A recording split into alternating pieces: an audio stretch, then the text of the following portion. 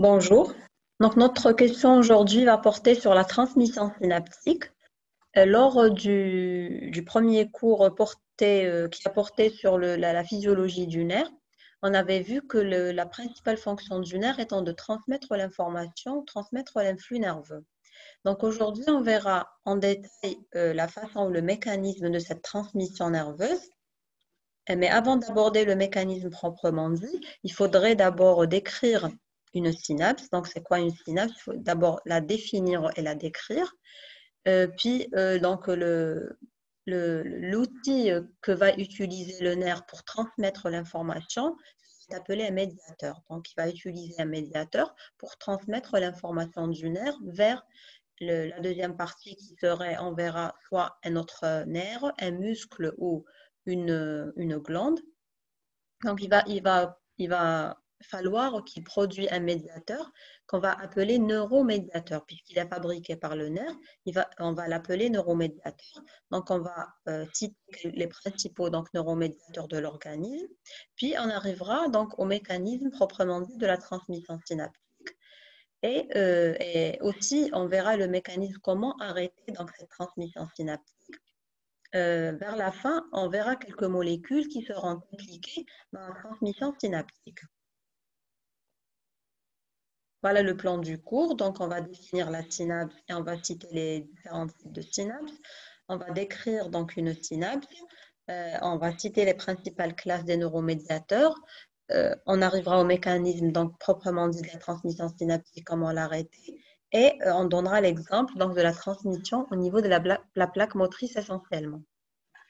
Donc, c'est quoi une synapse par définition? Donc, il s'agit d'une zone de jonction ou une zone de communication qui va se créer entre une cellule nerveuse. Donc, la première partie serait toujours une cellule nerveuse et donc son effecteur. L'effecteur peut être un muscle, donc strié ou lisse, comme il peut être une glande ou tout simplement un autre neurone. Donc, quels sont les types de synapses? Donc, on va distinguer deux principales classes qui seront donc les synapses électriques et les synapses chimiques. Pour les synapses électriques, elles sont rares. La transmission, elle se fera directement par passage, disons, d'une cellule à une cellule. Ça veut dire du nerf vers l'effecteur. Il y aura un passage direct d'ion. Donc, la cellule, elle n'a pas besoin de produire un neuromédiateur. Donc, il y aura transmission directe par arrivée du potentiel d'action au niveau du neurone. Il y aura ouverture des canaux donc, qui vont permettre le passage d'ion dans l'effecteur. Ceci se verra dans le muscle lisse, quelques muscles lisses, et pas tous les muscles lisses, le muscle cardiaque et les cellules rétiniennes du système nerveux central. Donc, pour les synapses électriques, donc, c'est pas la principale donc, étude de le cours aujourd'hui. On va surtout s'intéresser aux synapses chimiques. Donc, pour les synapses chimiques, donc, le transfert de l'information du nerf vers son effecteur se fera à l'aide d'une substance qu'on va appeler neuromédiateur, autrement dit neurotransmetteur, qui va permettre la transmission de stimulation du nerf vers son effecteur. Stimulation, ils peuvent être excitatrices comme ils peuvent être inhibitrices. Donc, le potentiel post-synaptique va être soit excitateur, soit inhibiteur. On va décrire deux types de synapses, là, les synapses neuronales et les synapses neuromusculaires. Ça veut dire que la jonction va se faire soit entre un neurone et un autre, ou là entre le neurone et un muscle. Pour la jonction neuroglandulaire, donc on ne va pas l'étudier cette fois-ci. Vous allez l'étudier l'année prochaine quand vous allez faire la physiologie endocrinienne. Pour les synapses neuronales, donc il va y avoir trois types de synapses. Donc, en fonction des parties anatomiques du neurone qui vont intervenir dans la création de cette communication ou cette jonction. Donc, on avait dit que le nerf est composé essentiellement d'un axone, ou ce qu'on appelle plutôt du corps cellulaire, ou ce qu'on appelle le soma, et de deux donc prolongements, les prolongements dendritiques et l'axone. Donc, si la synapse va se créer entre l'axone du premier neurone et les prolongements dendritiques du deuxième neurone, là, la synapse elle serait appelée synapse axodendritique. Si la synapse va se créer entre l'axone du premier neurone et le corps ou le soma du deuxième neurone, là, la synapse serait axosomatique, une synapse axosomatique. Si la synapse va se créer entre l'axone du neurone, du premier neurone et l'axone du deuxième neurone, là, on aura le troisième type de synapse qui est la synapse axo-axonale. Si vous avez remarqué que la première partie, le premier neurone, il va intervenir toujours par le prolongement axonal ou par l'axone, alors que le deuxième neurone, il peut intervenir par les trois parties qui composant donc le deuxième neurone. Donc, on va décrire une synapse chimique. Donc, une synapse serait formée d'une partie ou d'un élément présynaptique et essentiellement va s'intéresser à la terminaison présynaptique. Cette terminaison présynaptique, on va trouver au sein de cette terminaison des vésicules. Donc, des vésicules qui seraient le lieu de stockage du neuromédiateur ou du neurotransmetteur. Donc, la cellule nerveuse est une cellule comme les autres cellules. Donc, elle contient un noyau et forcément, donc, elle va produire des protéines. Donc, l'origine de ce neuromédiateur est pour la plupart du temps est d'origine protéique. Un acide aminé peut être considéré comme un neuromédiateur, un peptide peut être considéré comme un neuromédiateur et aussi les protéines. Exceptionnellement, donc l'ATP et certains gaz comme le monoxyde d'azote, le NO, peuvent aussi être considérés comme neuromédiateurs. Donc, cette terminaison présynaptique est dotée de canaux, ce qu'on appelle les canaux calciques voltage dépendants, qui auront donc un rôle très important dans la libération du neuromédiateur. On verra dans le mécanisme après. On aura aussi la terminaison postsynaptique ou l'élément postsynaptique qui est l'effecteur, peut être neurone, muscle ou glande. Donc, cet élément postsynaptique est doté de récepteurs. Donc, il existe deux types de récepteurs. Il y a les récepteurs ionotropes. Les récepteurs ionotropes, ça veut dire qu'ils sont dotés d'un canal ionotrope. Une fois le neuromédiateur libéré, dans ce qu'on appelle la fente synaptique, qui est de 30 nanomètres en moyenne, donc, la fente synaptique va être le siège du neuromédiateur. Ce neuromédiateur va se fixer sur son récepteur, soit ionotrope ou la métabotrope. Ionotrope, il est doté d'un canal ionique. Une fois le neuromédiateur fixé, le canal ionique va s'ouvrir pour qu'il y ait passage des ions, essentiellement le sodium et le potassium, afin de créer un potentiel postsynaptique. Le premier potentiel d'action, il a été créé dans l'élément présynaptique par un stimulus, donc il peut être électrique, chimique ou mécanique. Une fois ce potentiel d'action, une fois qu'il atteint le seuil et la durée suffisante et la vitesse de transmission de l'influx aussi suffisante, donc il y aura une dépolarisation, repolarisation au niveau de l'élément présynaptique dans le but de libérer le neuromédiateur dans la fente synaptique afin qu'il puisse se fixer. Une fois qu'il se fixe sur le récepteur ionotrope, donc il va ouvrir directement les canaux ioniques pour le sodium-potassium pour créer un potentiel post-synaptique qui peut être soit excitateur, soit inhibiteur. PPSI pour inhibiteur, PPSE pour excitateur.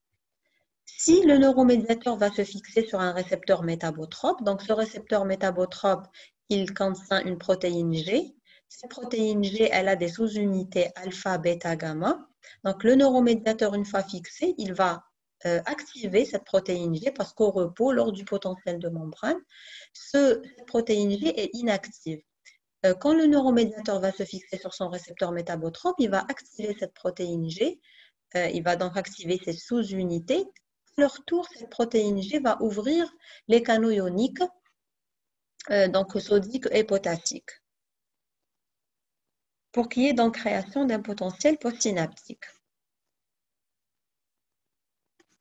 Bon, pour les neuromédiateurs, donc là, on arrive au neuromédiateur. On a le neurone, il va médier l'information par une molécule qu'on va appeler neuromédiateur, quels sont les critères qui vont définir un neuromédiateur? Pour dire que cette molécule est un neuromédiateur, il faut que dans un premier temps, elle soit synthétisée par le neurone. Donc, c'est le seul élément qui peut fabriquer ces neuromédiateurs, donc c'est le neurone.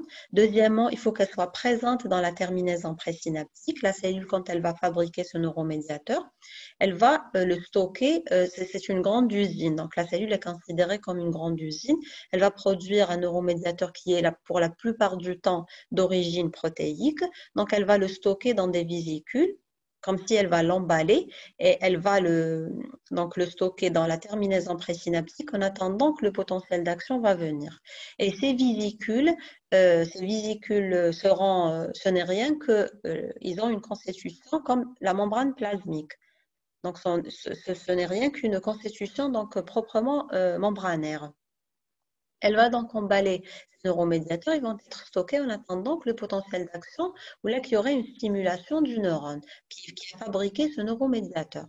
Dans un troisième temps, une fois le potentiel d'action et le stimulus est efficace, il y aurait libération d'une quantité du neuromédiateur. Il faut que cette quantité soit suffisante pour pouvoir exercer sur l'élément postsynaptique une action et donc déclencher un potentiel postsynaptique. Et la libération du neuromédiateur est calcium dépendante. Le quatrième critère, donc le neuromédiateur est produit en endogène, ça veut dire in vivo, à l'intérieur de l'organisme. Si on veut faire des expériences au laboratoire, donc in vitro, en exogène, ils ont remarqué qu'il y a certaines molécules donc, produites à l'extérieur de l'organisme. Si on va les déposer sur les récepteurs de l'élément postsynaptique, ils vont produire les mêmes effets que le neuromédiateur endogène.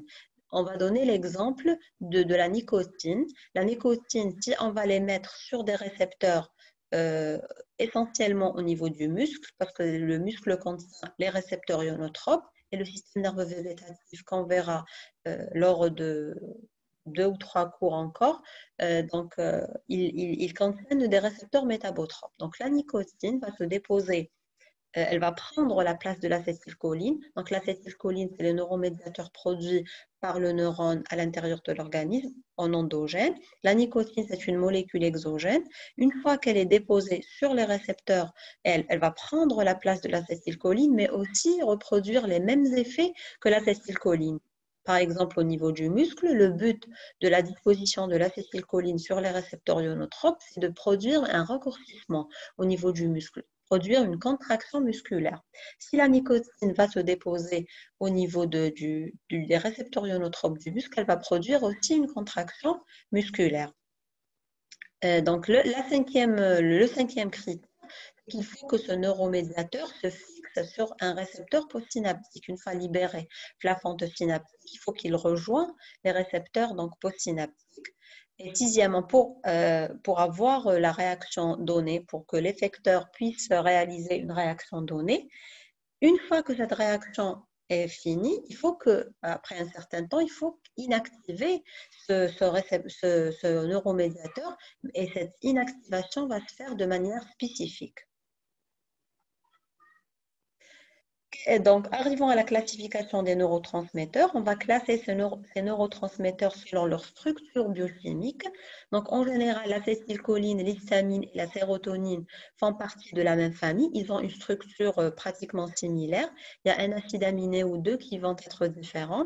Mais sachant que la fonction de l'acétylcholine serait différente de l'histamine et serait différente de la sérotonine. Il suffit de changer un acide aminé pour que la fonction change complètement. La deuxième classe, qui est aussi une classe très importante, c'est la classe des amines béogènes, autrement dit les catécholamines, comme la dopamine, l'adrénaline et la noradrénaline. Donc pour l'acétylcholine et cette classe d'amines béogènes, c'est une classe importante. Vous allez rencontrer ces neuromédiateurs durant tout votre cursus, durant toute votre vie donc, professionnelle. Les acides aminés anavédiques peuvent être aussi considérés comme neuromédiateurs. Il s'agit de la glycine, des glutamates et de l'acide gamma-aminobutérique. Les peptides aussi peuvent être considérés comme neuromédiateurs. Cette fois-ci, on les appelle les neuropeptides, comme le vasoactif intestinal peptide, le VIP et le CCK, la cholécystokinine. C'est des neuropeptides qui vont intervenir dans la physiologie digestive. Vous allez les étudier, Inch'Allah, l'année prochaine. La même chose pour l'hormone antidiurétique, l'ADH. Vous allez l'étudier lors de la physiologie rénale.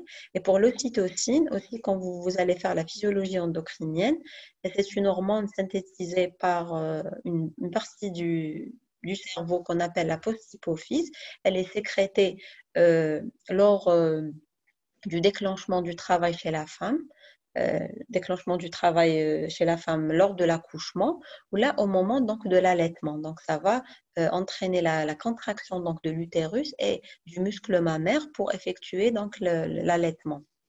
Il y a aussi le neuropeptide Y et le peptide opioïde que vous allez voir dans la physiologie, donc dans la neuro l'année prochaine. L'ATP aussi et le monooxyde d'azote de l'oxyde nitrique sont aussi considérés comme des neuromédiateurs. Donc, l'acétylcholine, elle est fabriquée dans le neurone à partir de la choline. Donc, le neurone va fabriquer la choline et l'acétyl-coenzyme A, ce qu'on appelle l'acétyl-CoA. Donc, cet acétyl-CoA est reproduit, on le trouve dans le cytoplasme de la cellule suite aux réactions, ce qu'on appelle le cycle de Krebs. Vous allez l'étudier l'année prochaine en biochimie. Donc, c'est une molécule qui est présente dans le cytoplasme. L'association de cette acétyl-CoA et du choline et cette association serait catalysée par une enzyme qu'on appelle l'acétylcholine transférase. Donc, l'aboutissement donc, de cette réaction va aboutir à l'acétylcholine, à la formation du neuromédiateur qu'on va appeler l'acétylcholine. Il va être stocké dans la terminaison présynaptique, donc dans des vésicules qui seraient donc prêts à être sécrétés. Et donc, les récepteurs, une fois que le potentiel d'action où le stimulus va stimuler donc le neurone, il y aurait libération de l'acétylcholine. Il va se mettre sur des récepteurs postsynaptiques qu'on va appeler récepteurs cholinergiques. Cholinergiques parce qu'ils vont recevoir de l'acétylcholine. C'est pour ça qu'on les appelle récepteurs cholinergiques. Ils seront de deux types, soit nicotiniques, soit muscariniques.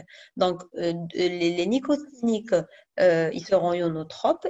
Ils sont présents essentiellement dans la plaque motrice, ça veut dire dans le muscle.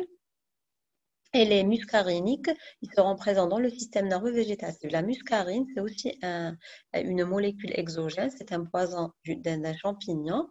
Donc, ils ont remarqué que si on la dépose dans le système nerveux végétatif, elle reproduira les mêmes effets que l'acétylcholine. C'est pour ça qu'on les appelle, pour faire la différence entre donc les récepteurs cholinergiques au niveau du muscle et du système nerveux végétatif. Les uns seront appelés nicotiniques et cette fois-ci, elles seront ionotropes. Et pour les muscariniques, donc ils seront métabotropes.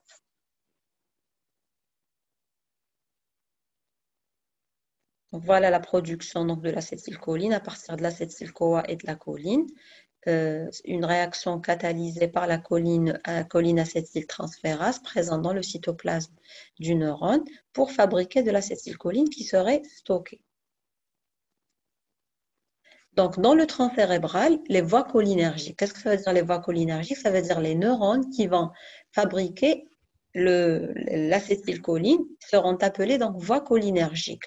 Ils sont impliqués au fait dans les fonctions cognitives, surtout les fonctions de la mémoire. Et s'il y a des lésions graves au niveau de ces voies cholinergiques, ce serait à l'origine d'une maladie connue qu'on appelle la maladie d'Alzheimer. Donc en dehors du cerveau, l'acétylcholine, on va l'étudier lors du cours du système nerveux végétatif. Pour les catécholamines, donc ils sont essentiellement donc noradrénaline, adrénaline et dopamine. Donc à partir d'un acide aminé qu'on appelle la tyrosine, il y aura la fabrication d'une molécule appelée la L-dopa, réaction catalysée par une enzyme appelée la tyrosine hydrolase. Une fois qu'on obtient la L-dopa, il y aurait l'intervention d'une deuxième enzyme appelée la dopa-décarboxylase pour la production de la dopamine. Donc, si l'organisme a besoin de la dopamine, il y aurait sécrétion de la dopamine. Si l'organisme aurait besoin de la noradrénaline, cette dopamine va subir l'action de la dopamine bêta-hydroxylase pour avoir cette noradrénaline. La même chose va se produire pour avoir de l'adrénaline, cette fois-ci sous l'action de la phényletolamine N-méthyltransférase. Donc, vous voyez que cette classe qui est donc dopamine, noradrénaline, adrénaline, appelée aussi les amines béogènes ou les catécholamines, l'origine c'est la tyrosine et sous l'action de différents enzymes, on obtiendra donc ces différents neuromédiateurs. Donc, noradrénaline, adrénaline, ils sont impliqués essentiellement dans le système nerveux végétatif. Pour la dopamine, donc elle prédomine dans le cerveau moyen et elle est libérée dans l'hypothalamus. Elle va inhiber essentiellement la production de la prolactine.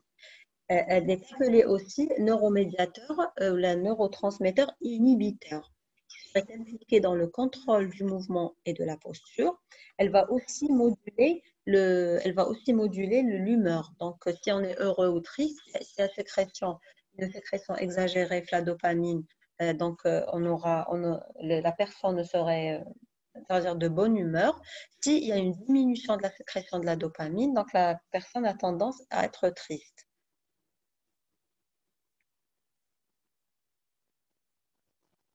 Donc, il y a aussi la sérotonine, donc, qui est impliquée essentiellement dans la thermorégulation, donc tout ce qui est phénomène de chaleur et fraîcheur, donc les comportements alimentaires et sexuels. Aussi, elle est impliquée dans le cycle veille-sommeil, elle est impliquée dans la douleur, dans l'anxiété et dans le contrôle moteur. Voilà, c'est les principaux donc, neuromédiateurs. Arrivons au mécanisme proprement dit de la transmission synaptique. Il faut savoir que le potentiel d'action va se propager le long de la membrane présynaptique pour provoquer donc une dépolarisation de la terminaison présynaptique et celle-ci va créer un influx d'ion calcium dans la cellule. Donc, une fois le potentiel d'action va arriver, donc, je préfère faire une présentation, voilà. Donc, une fois que le potentiel d'action ou le stimulus va stimuler la terminaison présynaptique, donc il va stimuler les canaux sodiques au voltage dépendant dans un premier temps, puis il va stimuler les canaux sodiques voltage dépendant pour qu'il y ait une repolarisation. En même temps, il va stimuler les canaux calciques voltage dépendant. On avait dit la dernière fois que la membrane est totalement imperméable au calcium. Donc, le calcium, il va rentrer à l'intérieur de la cellule, il va pénétrer à l'intérieur de la cellule lors du potentiel d'action, ça veut dire lors d'une stimulation par l'ouverture de ces canaux calciques voltage dépendants. Une fois qu'il va pénétrer à l'intérieur de la cellule, donc les vésicules de stockage du neuromédiateur sont dotées d'une molécule appelée la synaptotagmine. Donc, cette synaptotagmine, elle attend le calcium pour pouvoir libérer ce neuromédiateur. Donc, une fois qu'il y ait l'association, le couplage calcium-synaptotagmine, ces vésicules vont pouvoir migrer à l'extrémité donc, de la terminaison présynaptique. Donc, il y aura la migration et la libération du neuromédiateur par phénomène d'exocytose. Ça veut dire qu'il y aurait fusion, il y aurait donc migration et fusion de ces vésicules avec la membrane de la terminaison présynaptique, puisque ces vésicules ont la même constitution que cette membrane, donc ils vont fusionner et ils vont libérer le neuromédiateur au niveau de la fente synaptique. Donc, si ce neuromédiateur va se fixer sur un récepteur ionotrope, donc il y aurait directement l'activation d'un canal ionique pour qu'il y ait une création d'un potentiel postsynaptique, donc ouverture des canaux sodiques et ouverture des canaux potassiques pour qu'il y ait flux du sodium et du potassium et de création d'un nouveau potentiel d'action au niveau de la terminaison postsynaptique. Et là, puisqu'il y aurait activation du canal ionique direct, donc la synapse pour ce fait est rapide. Donc les récepteurs ionotropes ont pour résulter donc une synapse rapide. Alors s'il s'agit d'une synapse ou d'un récepteur métabotrope, Donc, le neuromédiateur va se fixer sur le récepteur métabotrope. Il y aurait activation de la protéine G. À son tour, elle va activer le canal ionique pour qu'il y ait donc création d'un potentiel postsynaptique qui peut être excitateur ou inhibiteur. Cette fois-ci, la synapse serait lente. Il faudrait activer d'abord la protéine G pour qu'il y ait activation du canal ionique. Donc, prenons l'exemple, avant d'arriver à l'arrêt de la transmission synaptique, prenons l'exemple de la transmission au niveau de la plaque motrice. Ça veut dire que la synapse ou la communication ou la jonction va se faire entre un nerf et un muscle essentiellement strié. Donc, et là, on est toujours dans le cas d'une synapse chimique. Donc, l'étude d'Anna va porter toujours sur les synapses chimiques. Donc, la transmission, elle va s'effectuer au moyen d'un neuromédiateur qu'on va appeler l'acétylcholine. On va prendre l'exemple de l'acétylcholine qui va se fixer sur des récepteurs, ce qu'on appelle les nicotinocholinergiques. Pourquoi nicotino? Parce qu'il y a la nicotine qui va produire les mêmes effets que l'acétylcholine. Cholinergique, parce qu'en général, c'est l'acétylcholine qui va se disposer sur ces récepteurs. Et ces récepteurs, ils sont de type, on avait dit, ionotrope. Donc, voilà l'exemple. Donc, il y aurait un stimulus qui va stimuler le nerf. Il y aurait libération de l'acétylcholine dans la fente synaptique par, bien sûr, couplage du calcium à la synaptotagmine, migration et libération de l'acétylcholine. L'acétylcholine au niveau donc, de l'appareil sous-neuronal, ce qu'on appelle le sacrolème, c'est la membrane du muscle strié. La membrane du muscle strié est appelée sacrolème. Donc, elle est dotée de récepteurs donc, nicotinocholinergiques.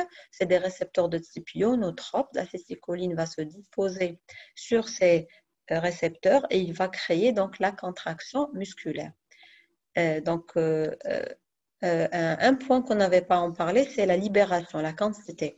Donc, s'il y a une libération de moins de 100 vivicules dans cette fente musculaire, il y aurait une création d'un potentiel, ce qu'on appelle le potentiel de plaque motrice, le ppm.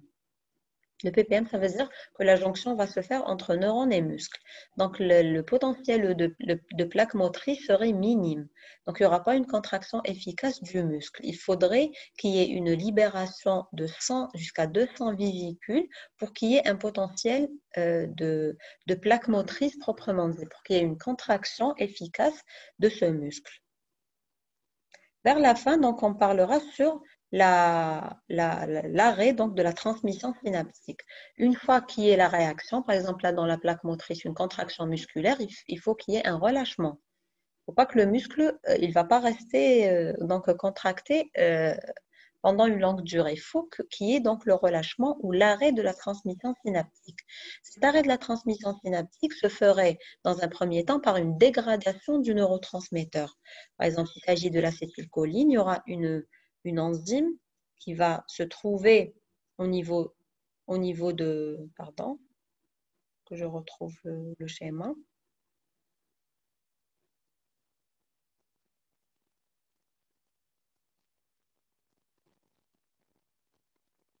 Donc, il faut qu'il y ait une enzyme qui est présente au niveau de la fente,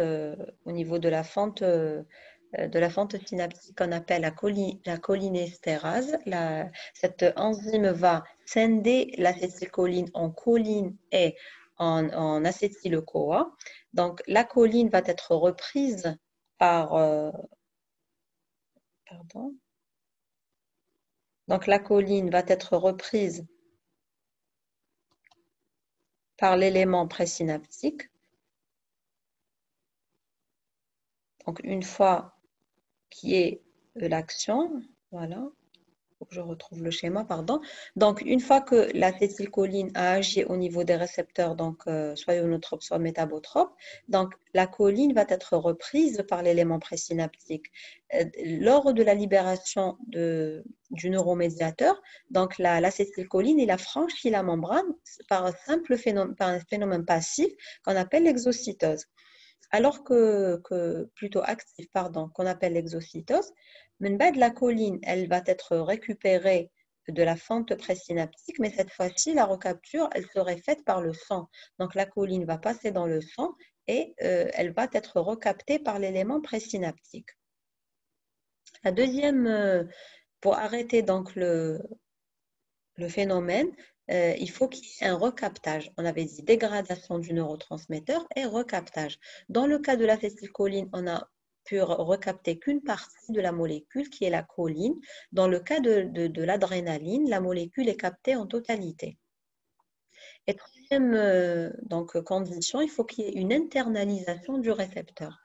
Pourquoi il y a une internalisation? Parce qu'il y a d'autres molécules qui vont pouvoir épouser la forme ou avoir la même forme.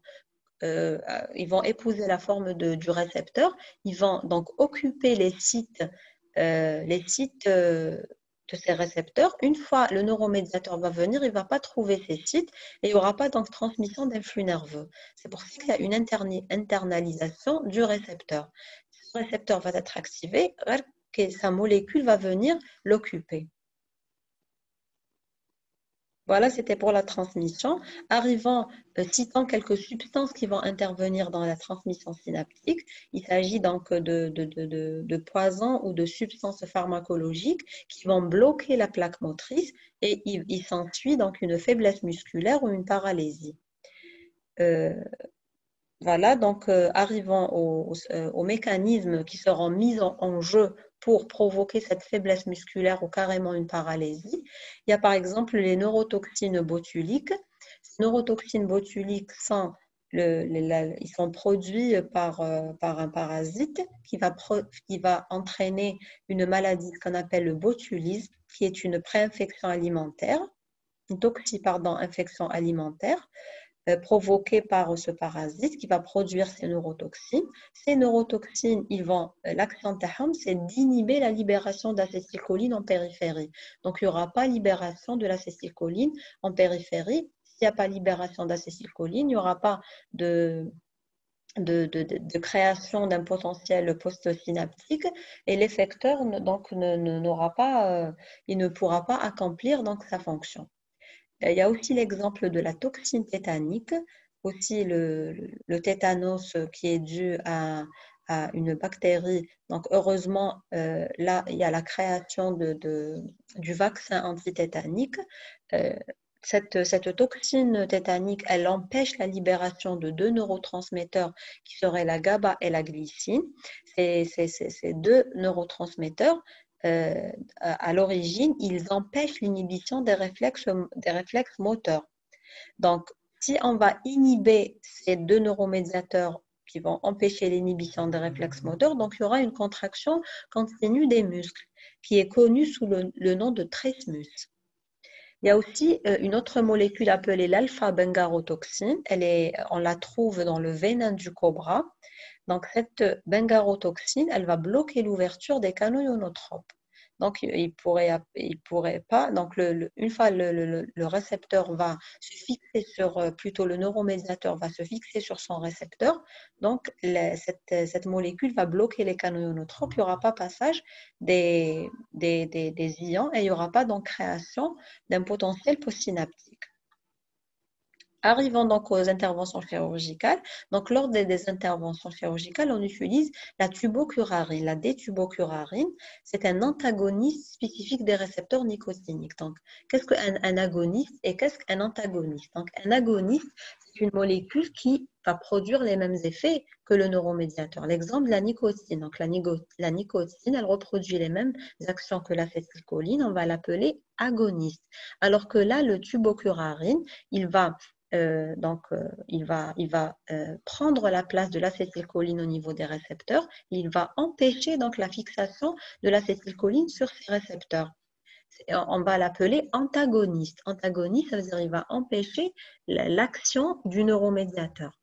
Dans ce cas, il s'agit de la tubocurarine. Donc, une fois que l'acétylcholine ne va pas se fixer, donc il n'y aura pas une contraction musculaire et on obtiendra donc la faiblesse musculaire. C'est un effet souhaité lors d'interventions chirurgicales. On va lever, à la fin de l'intervention chirurgicale, on va lever cette inhibition en injectant une molécule qu'on va appeler la néostigmine. La néostigmine va annuler l'effet de la tubocurarine et donc les sites, voilà, les sites les récepteurs vont être libérés et ils vont donc accueillir de nouveau l'acétylcholine pour qu'il y ait une contraction musculaire. Il y a les inhibiteurs de la cholinestérase. On a la cholinestérase, c'est l'enzyme qui va dégrader l'acétylcholine. Elle est présente dans la fente synaptique, elle va dégrader l'acétylcholine. Si on va inhiber cette cholinestérase, il n'y aura pas de dégradation de l'acétylcholine, donc on ne pourra pas arrêter le mécanisme de la transmission synaptique. Et ça peut entraîner donc une paralysie par une dépolarisation durable. Il n'y aura pas l'enchaînement contraction et relâchement. Donc, on n'aura pas le relâchement, la dépolarisation sera durable et il peut y avoir, le muscle va se trouver épuisé et il peut ne plus répondre à cette acétylcholine. On obtiendra donc une paralysie. Il y a aussi le bloc présynaptique avec inhibition de la libération d'acétylcholine dans la maladie où il y a le syndrome de Lambert-Eaton. Ce syndrome de Lambert-Eaton, c'est une maladie auto-immune, donc les anticorps, les propres anticorps de l'organisme vont attaquer les canaux calciques voltage dépendants. Ces canaux calciques voltage dépendants, une fois qu'ils seront détruits, donc il n'y aura pas de libération, carrément, il n'y aura pas de libération d'acétylcholine dans la fente synaptique. Il y a aussi la caféine. La caféine, retenez que c'est une molécule, un neuromédiateur qui va stimuler l'activité nerveuse du système nerveux central. C'est pour ça que la plupart des gens, pour veiller, donc ils prennent du thé ou du café pour pouvoir veiller parce qu'elle a une action donc stimulatrice. Elle favorise également la sécrétion de l'adrénaline et la production de la dopamine, ce qui va donner un certain... Parce que la dopamine, elle est impliquée dans les phénomènes donc d'éveil et aussi elle donne la bonne humeur. Donc la caféine, elle va stimuler sa production. Arrivons au phénomène d'action de la cocaïne et des opioïdes exogènes. Donc la cocaïne qui est prise donc par certaines personnes, elle est considérée donc comme une puissante drogue. Comment elle agit? Elle agit en bloquant la recapture de certains neurotransmetteurs, essentiellement la dopamine, la noradrénaline et la sérotonine, donc ce qui va prolonger et accentuer l'effet de ces hormones. C'est pour ça que les gens qui prennent, qui consomment de la cocaïne, donc vous les trouvez en train c'est-à-dire, ils sont dans les vapes, ils sont heureux, en train de rire et tout. Ben, c'est parce qu'il y a l'action de la dopamine, de la noradrénaline et de la sérotonine qui ont été prolongées. Mais il y a par la suite ce qu'on appelle le phénomène d'accommodation. Donc le corps, après un certain temps, il va donc s'habituer à cette quantité de cocaïne. Il n'y aura plus donc l'effet souhaité. Et la personne, elle va avoir besoin donc d'avoir une durée et un effet plus important donc de ces hormones. Donc elle va être dépendante de cette molécule qui est la cocaïne. Mais cette fois-ci, il va falloir augmenter la dose pour avoir les effets souhaités. Donc, ils vont augmenter les doses. Parfois, ils arrivent à ce qu'on appelle l'overdose. Ils peuvent mourir suite à cette overdose. Il y a aussi les opioïdes exogènes comme l'héroïne et la morphine. Et ceux-ci, ils vont diminuer la libération du GABA. Le GABA, normalement, il va diminuer la libération de la dopamine. Si on va inhiber l'inhibiteur de la dopamine, donc forcément, il y aura donc une augmentation de la libération de cette dopamine et donc il y aura la sensation de plaisir ressentie va être donc prolongée. Voilà, donc c'était les effets de quelques molécules au niveau donc essentiellement de la plaque motrice. Je vous remercie pour votre attention. On se verra la prochaine fois pour le cours des transports membranaires. Je vous remercie.